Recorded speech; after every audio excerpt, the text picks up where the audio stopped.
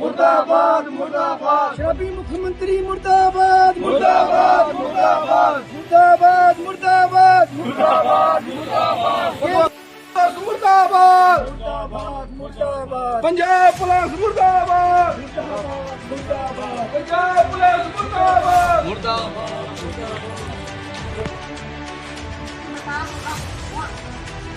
मैं तो हिंदी बोलती हूँ, हिंदी रहती हूँ,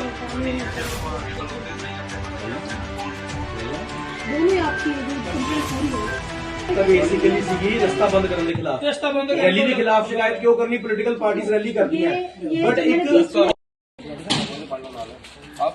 सामने देखिए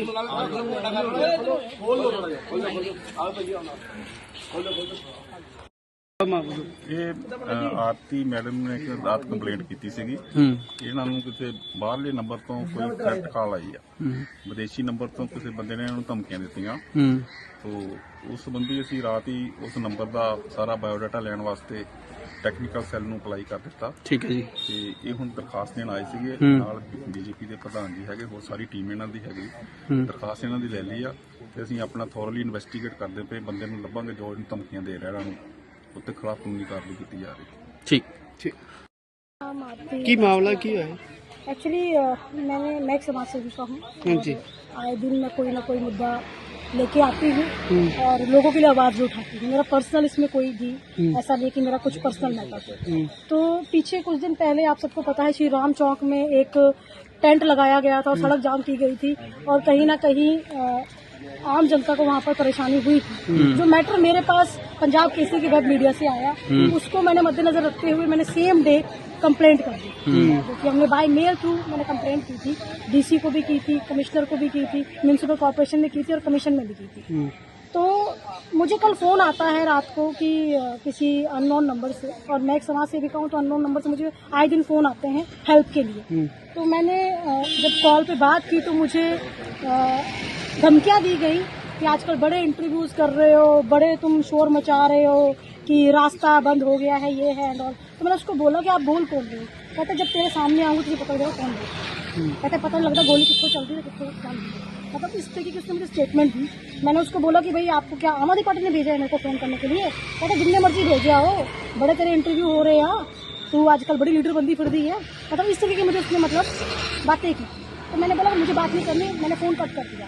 फिर उसने मुझे दोबारा फोन किया, अगेन फोन किया, 2 बार उसने मुझे फोन किया और मैंने फोन नहीं उठाया। उसके बाद उसने मुझे ऑडियो मैसेजेस भेजे कि जो तू फोन नहीं उठा रही है तेन पता लग जाएगा असी कौन है, तू ज्यादा वो दिखा रही है तेन पता। मतलब धमकियां उसने मुझे इंडरेक्टली दी, मारने की धमकी दी उसने, तुझे मारेंगे हम।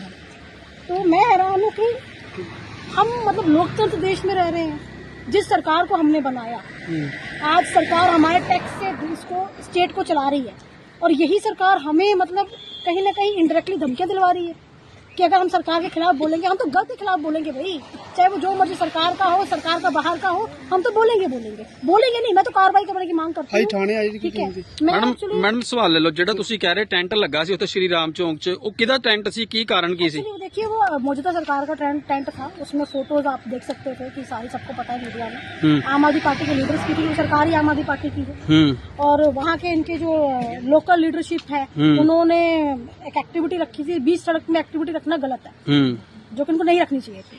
तो मैंने उसकी मांग की थी कि भाई अगर किसी के सड़क रोकने से प्रशासन में तकलीफ होती है तो उस पर कार्रवाई बनती है और वो कार्रवाई इन पे होनी चाहिए। क्योंकि मैंने कमिश्नर से पूछा, मैंने पुलिस कमिश्नर से पूछा, वो कहते हैं हमने परमिशन नहीं दी। बिना परमिशन के पहली बात तो ऐसी एक्टिविटीज नहीं होती।